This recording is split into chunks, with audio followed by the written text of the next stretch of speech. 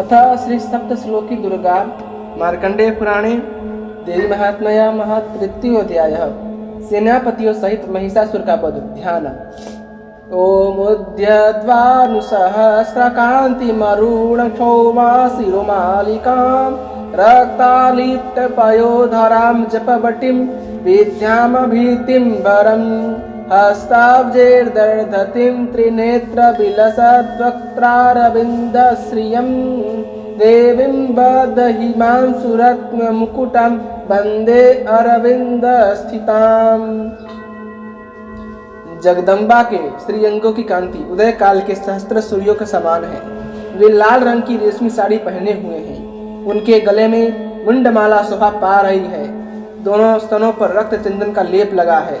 वे अपने कर कमलों में जप मालिका, विद्या और अभय तथा वर नामक मुद्राएं धारण किए हुए हैं। 3 नेत्रों से सुशोभित मुखारविंद की बड़ी शोभा हो रही है।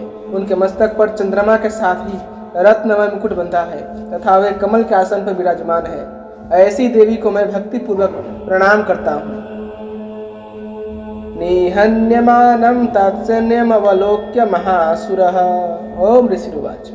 सेनानिश्चक्षुरः कोपाद्यो योधधूमथमाम्बिकां स देवीं सर्वर्षेण प्रवर्धसमरेसुरः यथा मेरुगृहशृङ्गः तोयवर्षेण तोयदः तस्य चित्वा ततो देवी लीलयेव सुरत्करान् जघान तुर्गान् वार्णेतारं चैव वाजिनां चिक्षेद च धनुषोज्यो ध्वजं चाति समुक्षित्रं दिव्याध चैव गात्रेषु छिन्नधन्वानमासुगैः सक्षिन्नधन्वा विरथो हताश्वो हतसारथिः अभ्यधावत तां देवी खड्गचरणधरोऽसुरः सिंहमाहत्य खड्गेन तीक्ष्णधारेण मूर्धनि आजघान भुजे सव्ये देवीमप्यतिवेगवान् तस्या खड्गो ध्वजं प्राप्य पफालनिर्भिनन्दनः ततो जग्राह शूलं स कोपादरुणलोचनः चिक्षेप च ततस्तस्तु भद्रकाल्यां महासुरः जाज्वल्यां तेजोभिः रविबिम्बमिवाभ्रात् तद्दृष्ट्वा तदा पतक्षूलं देवीशूलममुञ्जयिषत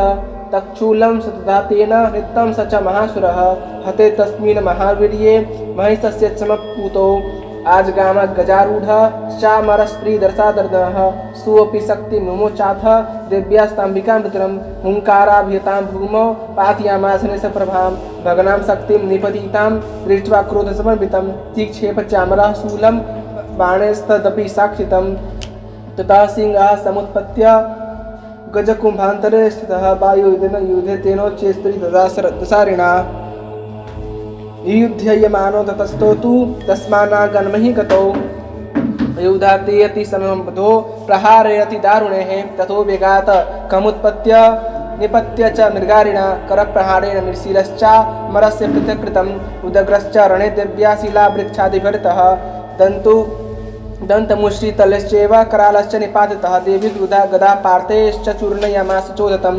बाष्कलं भिन्दिपालेन बाणेस्ताम्रं तथान्तगतम् उग्रस्या मुर्गवीर्यं च तथैव च महानं त्रिनेत्रा च त्रिशूलेन जघान परमेश्वरी बिडालस्यासिना काया त्वत्प्यायामास वै शिरः दुर्धरं दुर्मुखं चौभौ शरण्ये हिमक्षयम् एवं सञ्जीव्यमाने तु स्वनिसैन्य महिषासुरः महिषेणस्वरूपेण त्रास्यामास तान् गणान् काञ्चितौण्डप्रहारेण खूर्चे प्रेस्तथा परान् लाङ्गूलताडीन् तांश्चयाना शृङ्गाभ्यां च विदारितान् वेगेन कांसितपरानेदेन भ्रमेण च निःश्वासपवने यात्नान् पातयामास भूतले निपात्य प्रमथानीकमभ्यधावत सोऽसुरः सिंहः खन्तु महादेव्या कूपं चक्रतुम्बिका सोऽपि कूपान् महावीर्यः कुरक्षुणमहितलः शृङ्गाभ्यां पर्वतानुश्चां शिक्षेप च ननाद च वेगभ्रमण विक्षुणा मही तस्य व्यसयर्थ लाङ्गुलेन हतश्चाब्धि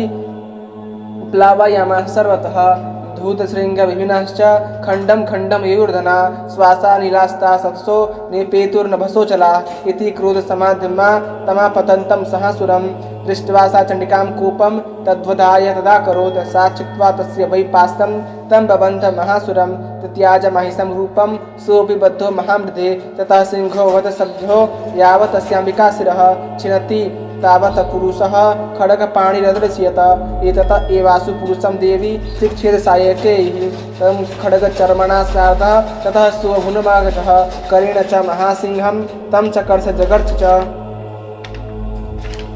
करतस्तु करं देवी खड्गेन निरकृतः ततो महासुरो भूयो माहिषं पपुरास्त्यः तथैव क्षोभयामास त्रैलोक्यं सचराचरं ततः क्रुधा जगन्माता चण्डिका पानमुक्तमं पपो पुनश्चैव जहासारुणलोचना ननर्दचासुरः सोऽपि बलिवीर्य मदोदत पिषाणाभ्यां च चिक्षेप चण्डिकां प्रति भूधरान् सा च तान् प्रहितास्तेन चूर्यन्ते शरत्करैः उवाचन्तं महोद्धृत मुखराग कुलाक्षरम् देवी उवाच गर्ज गर्ज क्षणं मूढ मधु यावति पवाप्यहं मया त्वयि हते त्रेव गर्जिष्यन्तु सौ देवताः।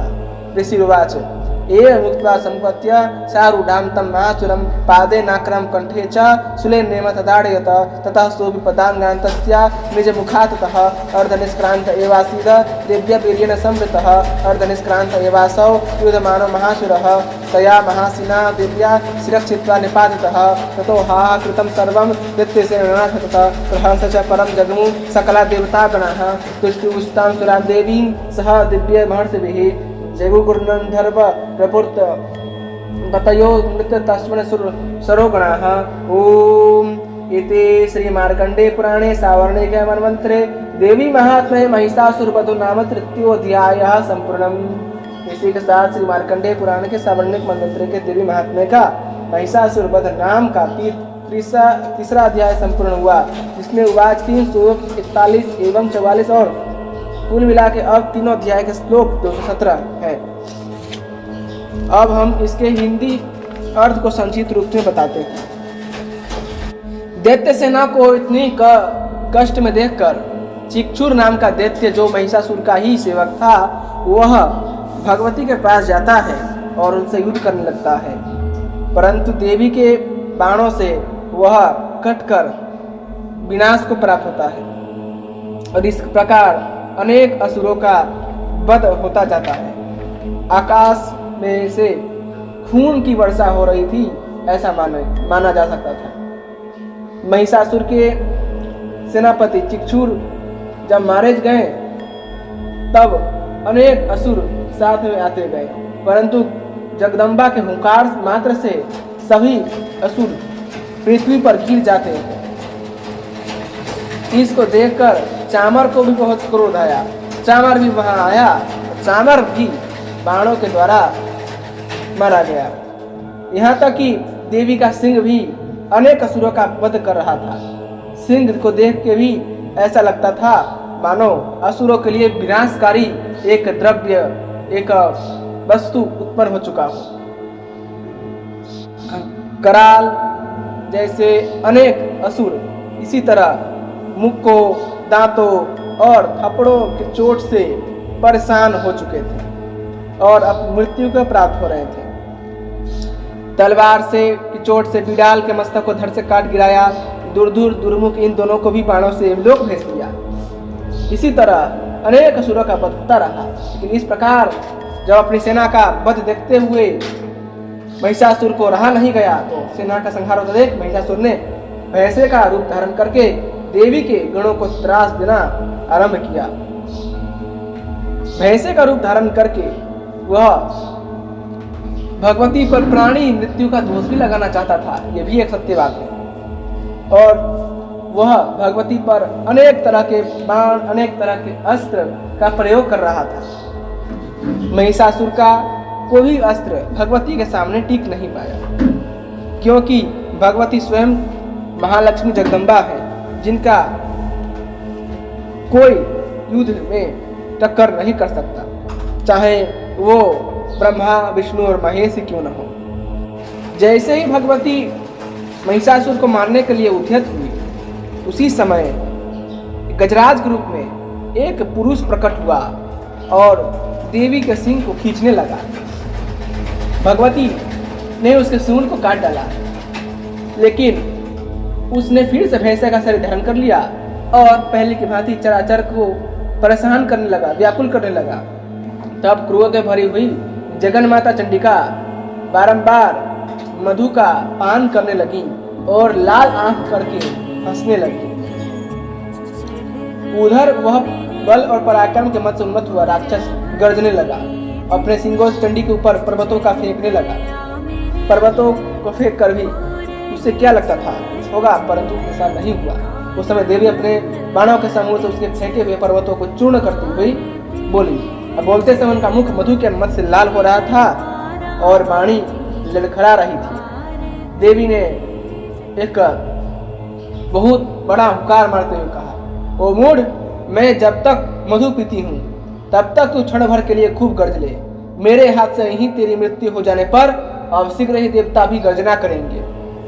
ये कहकर भगवती ने उसके ऊपर चढ़ाई की और पैर से उसे दबाकर उन्होंने अपने शूल से कंठ में एक जोर से आघात किया और उनके पैर से दबा होने पर भी महिषासुर अपने मुख से दूसरे रूप में बाहर होने लगा।